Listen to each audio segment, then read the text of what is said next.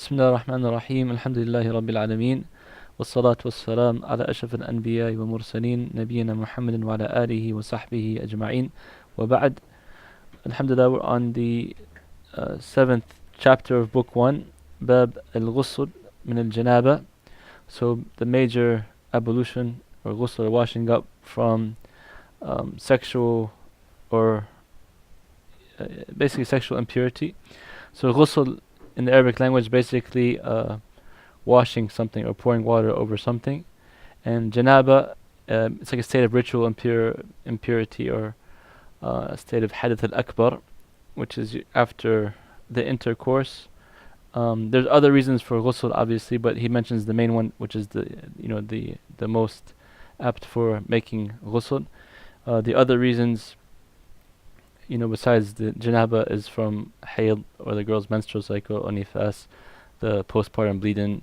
And some scholars say also if a person becomes Muslim or when a person passes away, they should be washed. Right. So he starts off bab and ghusl and janaba. And janaba, some scholars say it comes from the word jamb, which means being next to, because the husband and the wife, they lay next to each other before having relations. And others say like from ijtanaba, which means to be away from. So when the person's in state of janaba, he's not supposed to do salat or make tawaf around the Kaaba and stuff like that. So he's staying away from those certain types of ibadah until he comes back into a state of ritual purification. The reasons for al-ghusl, he starts off خروج المني وهو الماء الدافق والتقاء الختانان or الختانين. So basically the emission of semen or ejaculation. Al-ma' al-dafiq is the one that is coming out with force, basically, right? So to differ in the sense that if a person has that coming out, but it's not like ejaculation, is not with force of lust and stuff like that, it doesn't count. It has to be through a state of sexual intercourse, or for example a nocturnal emission like a wet dream, and has to come out in force. Basically that's the ejaculation, the semen comes out in force. والتقاء الختانين, basically the meeting of the two private parts. So if a man and a woman are having sexual relations, even if they don't ejaculate, it's still obligatory to make a ghusl, to have ritual purification. And that's because the Prophet ﷺ, the first part, he said إنما الماء من الماء. So anytime emission occurs in terms of you sure it's semen or ejaculation for the man or the woman, then ghusl is required. And the other one, the Prophet ﷺ said إذا جاوز الختان الختان فقد وجب الغسل. If the two khitan is the circumcised part, basically, and he's talking about when a circumcised part of the man or the woman touch each other, it's just a way of saying having sexual intercourse. Even if they don't have emissions, they have to make ghusl, right?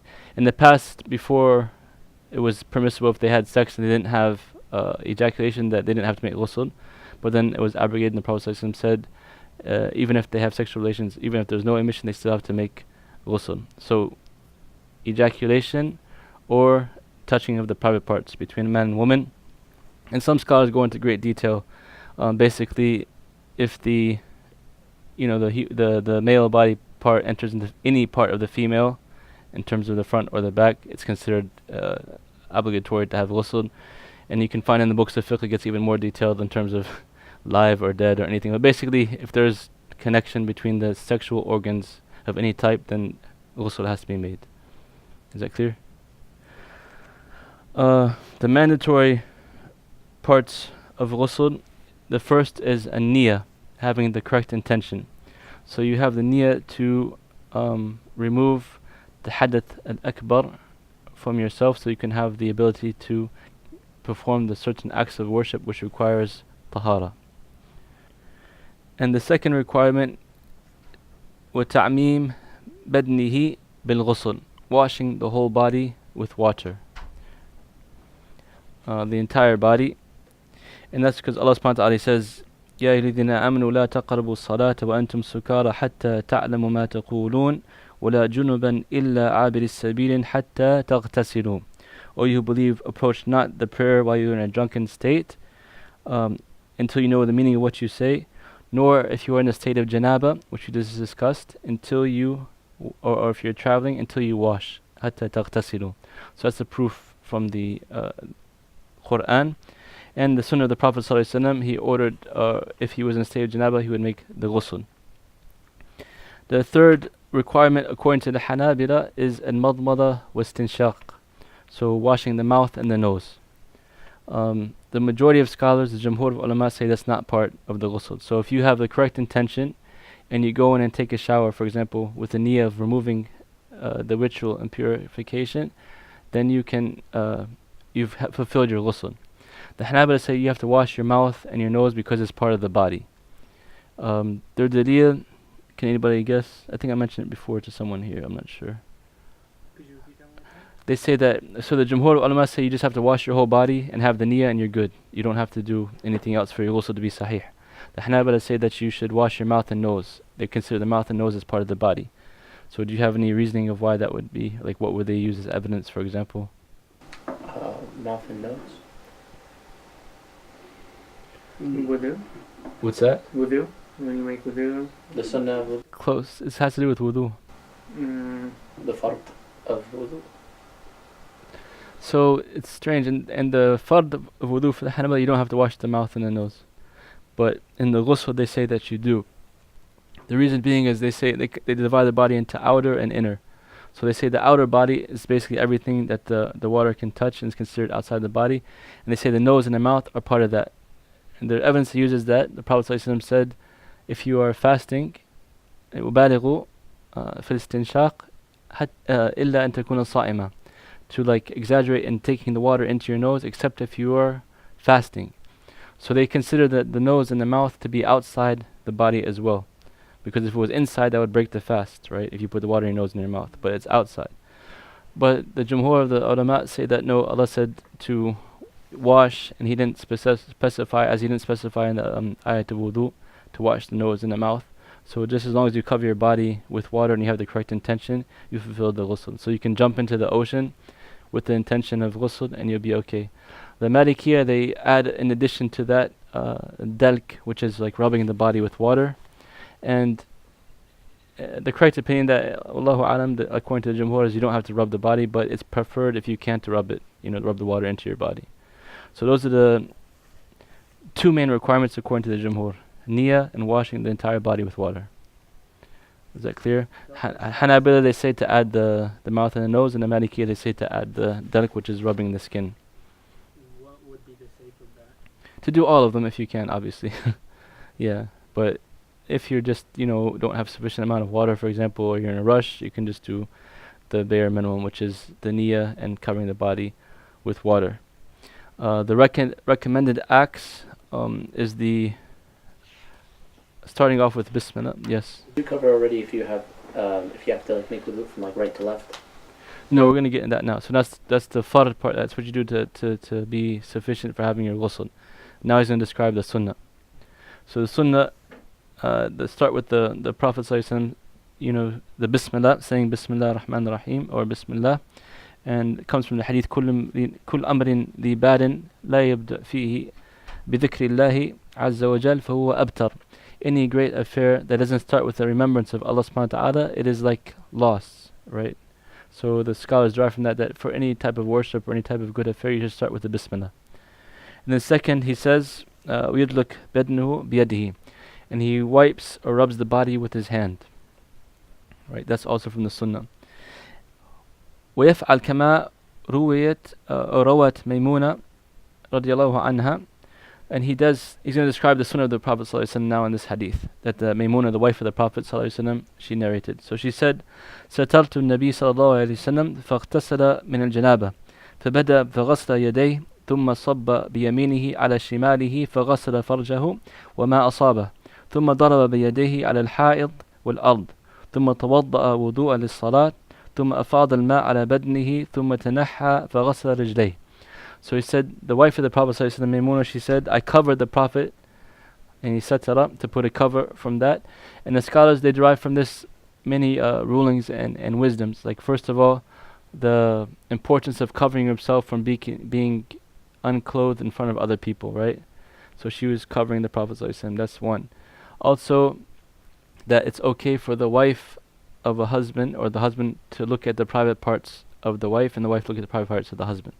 There's another hadith that the Prophet ﷺ, took a shower with Aisha radiallahu anha from the same container, she said. So the scholars derive from that it's also permissible to look at the private parts of your spouse. Because you'll find some madhab and some scholars saying that, you're not supposed to look at your private parts, even your own private parts or your wife's private parts or anything like that.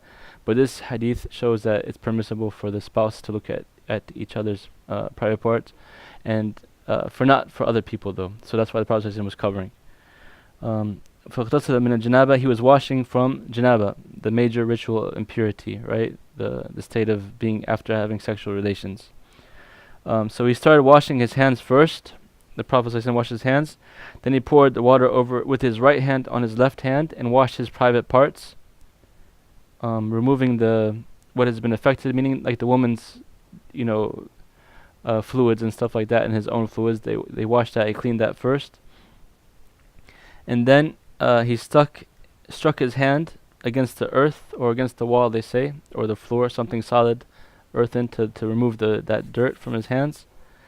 And then he performed the wudu as the wudu of salah. Then he poured the water over his body, and in another narration he moved away to clean his feet and wash his feet after that. So some scholars say that that's because it was earth, and then there would be like muddy the earth that he was standing on, so he'd move away to wash his feet so his feet would be clean. In modern times we don't really need to do that because we're in the usually in a bathtub or a shower. It's contained and it's a clean area, so you can just do the wudu and that would be sufficient, inshallah. So this is the sunnah of the wudu. If you wanted to follow the complete wudu, is to follow the way the Prophet ﷺ did it, which is to include washing the hands, washing the private parts, making wudu, pouring the water over your whole body. Then he says, وَلَا يَجِبْ نَقْضُ الشَّعْرِ فِي غُسْلِ الْجَنَابَةِ إِذَا رُوِي أُصُولَهُ. And it's not mandatory to unbraid the hair from the janaba, for the major ablution, from ritual impurity, as long as the roots are saturated with water. So if you can get water to the roots of your hair, you don't have to unbraid it. And in the past, the Sahaba, radiallahu anhu, the men and the women both had long hair, right? That's the sunnah of the Prophet ﷺ as well. So sometimes they would braid the hair and be in tight braids, and it would be hard for them to take it apart every time. So the Prophet ﷺ said it's permissible to just make sure that the water reaches the roots, and you don't have to unbraid your hair, whether man or woman. Also, the scholars say that you should avoid cleaning the private area with your right hand. The right hand is reserved for the good things, like we said, and you use the left hand for the other things that are of lesser importance, or for removing filth or cleaning yourselves. وَإِذَا نَوَى بِغَسْلِهِ الطَّهَارَتَيْنِ أَجْزَاءَ عَنْهُمَا. And if the person has a niyyah for having both taharat al-sughra, like wudu, and taharat al-kubra, the ghusl takes care of both of them. Like you don't have to make a separate niyyah for both. If you have a niyyah of ghusl, it takes care of the smaller and the greater purification. And that would be, for example, if you go in and take a shower and you make the niyyah of ghusl, you don't have to make wudu after that, right? Unless you want to follow the sunnah and make the wudu while you're in the shower. And this is important too, the niyyah, because if you're just taking a shower and you didn't make the niyyah for ghusl, it's not sufficient, right? So say you're just going into, it's a hot day, you rush in and take a shower, right? And you forgot to make the intention. Like say you had relationships with your wife, or you woke up and you had, a nocturnal emission or a wet dream or something like that, and you had to make ghusl. But you went and worked out, before salat, and then you were sweaty, you just went in and you wanted to make ghusl for cleaning yourself from the sweat, but you never made the intention to remove the janaba, right? In that case, the ghusl is not sufficient. So you'd have to go back and make the proper intention and wash correctly. So the intention is very important when you're making the ghusl. It's a form of ibadah, right? In the sense of getting yourself in a state of ritual purification. Hassan, you have a question? Yeah, when you're making wudu, if you're like following the sunnah, would you have to say the bismillah again and then make the intention for wudu inside your ghusl? Does that make sense? No, you're making intention for ghusl here, so it would just be this. The wudu is not for that purpose. It's just the way of following the sunnah of the Prophet ﷺ.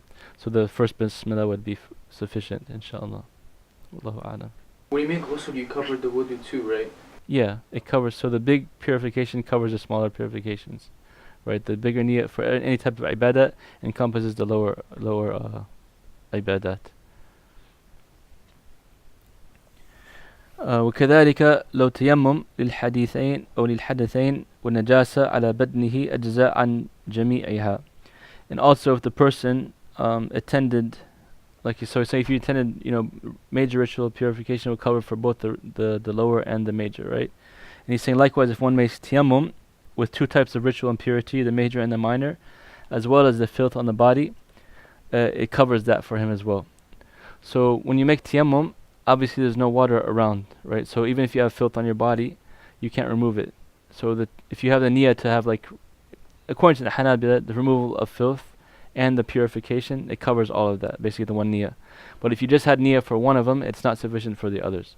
So always have your niyyah for like the greatest of the ibadat, and that will cover all the ones underneath it. So in this case, if you're making tayammum and you are in the state of janaba, you would make niyyah of removing the major hadath al-akbar, the major ritual impurity, so you can be in a state of ability to pray. وَإِن نَوَى بَعْضَهَا فَلَيْسَ لَهُ إِلَّا مَا نَوَى بِهَا. And like I said, if you intended only part of it, you only get what you intended for. So always be careful to make your niyyah for like the greater part that will cover all parts of the worship instead of just the smaller part, right? Even some scholars, they kind of distinguish that with the sunan and the faraid and stuff like that. Always, if you have to do a fard salat, that's what your intention should be, right? The greater of the two, not combining the sunnah with the fard. Or if you have to do tahiyyat al-masjid, or if you do ratib of dhuhr, for example, the major sunnah that Prophet always did, you make your niyyah for that, and then tahiyyat al-masjid will be underneath it. It will cover that for it. So that's the bab of al-ghusl. The issue of like shampoo and soap, some scholars say that you have to be careful if you're making ritual, purification, that you wash first with that and use the shampoo and soap after, or use the soap and shampoo first and then do the ritual purification after, just to avoid the water becoming tahir instead of tahur, right? We said that if the water is mixed with the substance, whereas it changes its smell or its taste or its color, it becomes, if it's a pure substance, it becomes tahir. And tahir you can't use for ritual purification or for removing najasat, right? So therefore, if you're going to use shampoo or soap, do that first and then do the ghusl, or before or after. I came across a hadith. I don't know if I remember it correctly, but the Prophet ﷺ ordered you could put lotus leaves or leaves of a plant inside the water to make it smell. Is that correct, or would that count as shampoo? No, that's in the hadith for washing the dead bodies. You're supposed to make ghusl for them as well. It says in one of them to put that, but you're supposed to wash them 3 or 5 or 7 times. So the scholars say that the other waters will be pure, and then one of them is mixed with kafur, which is those type of leaves to make it nice smelling, right? So that's how they say that they fulfilled the original purification, then they add that scent to it afterwards. There are some scholars that use that argument that say that no, you can mix as long as it doesn't completely change, just to smell better or whatever. But to be on the safe side, just make sure you washed out the soap completely when you do the ghusl. What did you say? No questions? Oh, you mentioned about the intention. If suppose I come home from working out, and then I'm filthy, I guess, and then I go to the bathroom and I want to make ghusl, but I'm not in a state of major impurity. Can I do that? Yeah, you can do that. And I just have the intention for ghusl, and I just take a shower and then It'll cover for the wudu, yeah. Oh, okay. You know how on Fridays you're supposed to, it's a sunnah to make ghusl before the salah? Right. If you already you have to make the intention every time, or you just every Friday you already know before you head out for the day, make a ghusl? You make the intention so you can distinguish between the ada and the ibadah. So to make it different from you're just taking a shower, as opposed that you're actually making ghusl for Jumu'ah, right? And you're having the requirements of the ghusl. But usually, like your intention, you're doing it for the sake of Jummah, and you're saying the Bismillah, you're doing the wudu inside the, so you're making the ghusl. But that's you don't have to declare it out loud or anything like that. But just like in your heart, the more you give focus to your intention and ibadat, the more rewards you can reap from it. It's just kind of to make us conscious of our worship to Allah subhanahu wa ta'ala instead of just making it like a habit. So that's why it's important to always correct the niyyah and the intentions and the why you're doing certain things. Sure. I have a question, but it's not related to what we just spoke about. In which circumstances are you allowed to say like break your prayer? Like say like if you're in like if there's an imminent threat or something like that. Yeah, basically, if you have some type of harm that can result to yourself or to another person that you can prevent, going outside the salat, you can exit the salat for that reason. Yeah. Would this be for sunnah or fard or for both? For both, because the presence of like saving life or avoiding harm overrides that. Like you can make up the salat, but you can't save the life again or something like that, or you can't avoid. There's some of the salaf that there's stories you can read that they would like never leave salat, for anything. There's I think Thabit, I forget, one of the pious predecessors. He was known for his salat, like always being, praying in the masjid and doing extra salat and stuff like that. And so there was a kind of a earthquake or something, and the masjid collapsed, and everybody was so sad. They're like, Thabit's dead. He, because he's always in the masjid at that time. And they went and checked, and he was like in the tashahud, and then he said salam, and then they were all like, saying, we worried about you, we thought you were dead, the whole building's collapsed. And he said, I didn't even notice it until you guys told me right now. Like that's how focused he's in the salah, So there's levels and there's situations. It depends on exactly what you're in. But in general, if you can avoid a harm or prevent a harm, it's okay. If you can do it while you're in the salat, that's the best. Like say, without having you to exit from the salat, you can do an action like we talked about before. I think. No, we haven't got to Bab Salat yet. It's a different class. But yeah, in salat, you're allowed to do certain actions and certain movements as long as you don't completely turn away from the qibla or, lose total khushu' or something like that, or there's too many movements that you're like told, the person's watching you, he'll be like, he's not praying, basically. But if you can do something like, even the Prophet ﷺ would open the door sometime for somebody, he would take certain couple steps, something like that. So if you can do an action without invalidating your salat, that's better. But if you have to move, like you see, a baby about to get hit by a car or go outside into the street, and you don't keep praying and let the baby go. You go and try to save the baby first. Yeah. So how about say praying for say someone who's like mentally challenged? What do you mean? Is it like obligatory, or I mean I know like there's some, not everyone's at the same level, if like when I'm saying like mentally challenged, there's like they like say they still go to school, they can still like but special ed type thing. How about for them? Are they still like, is it mandatory for them or? No, I mean Allah knows what's in their hearts and their capability. لا يكلف الله نفسا إلا وسعها. Like Allah won't put a burden upon someone that he cannot bear, right? And the Prophet ﷺ said, رفع القلم عن ثلاث النائم حتى يستيقظ والمجنون حتى يفيق والصبي حتى يبلغ. Like the pen has been lifted upon three: the one who is sleeping until he is woke, the one who is crazy until he becomes back to his senses, and the young person until he reaches the age of puberty, right? So before those times, the person is not taken into account. So if he falls under the point of not really understanding, being without common sense or logic, the pen is lifted upon him. He's not sinful, inshallah. Allah will forgive that. But if he's to the point where he can make tamayiz, he understands right from wrong, and he knows what he has to do, then that's different. Then he should be encouraged, obviously, to do the salat. Wallahu a'lam. So next week we're going to do Tayammum. I think we got 5 more lessons until Ramadan. So we'll try to get through the Kitab al-Tahara, we'll finish inshallah, and then we'll do maybe a couple abwab from Kitab al-Salah and take a break probably in Ramadan. Wallahu a'lam. Inshallah. يلا سبحانك اللهم وبحمدك أشهد أن لا إله إلا أنت أستغفرك وأتوب إليك جزاكم الله خيرا.